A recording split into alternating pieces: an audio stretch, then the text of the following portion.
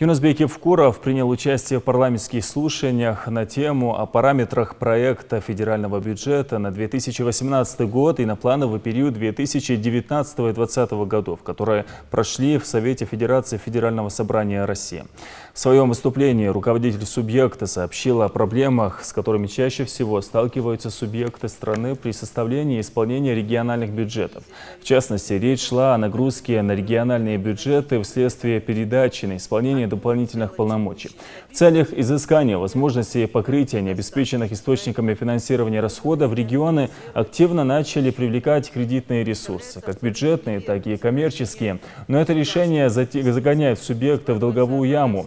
В этой связи актуальным остается вопрос сокращения избыточных полномочий либо их компенсации посредством оказания финансовой помощи, сказал Юнусбек Евкуров.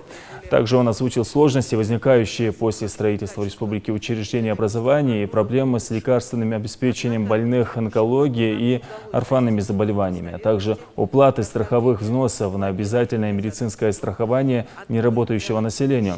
Он обратился к депутатам за поддержкой посредством учета этих обстоятельств при расчете дотации на выравнивание бюджетной обеспеченности.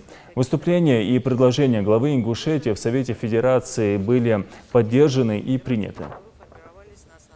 Республика в корне отличается от других регионов по обеспеченности социальными проектами и объектами. Мы далеко отстаем и в процентном отношении и на 60, и на 80%. И сегодня, когда мы с помощью, в том числе федерального центра, строим большое количество детских садов, школ и других учреждений социального направления, у нас опять же возникает следующая проблема. Это дополнительное финансовое обеспечение по содержанию этих объектов.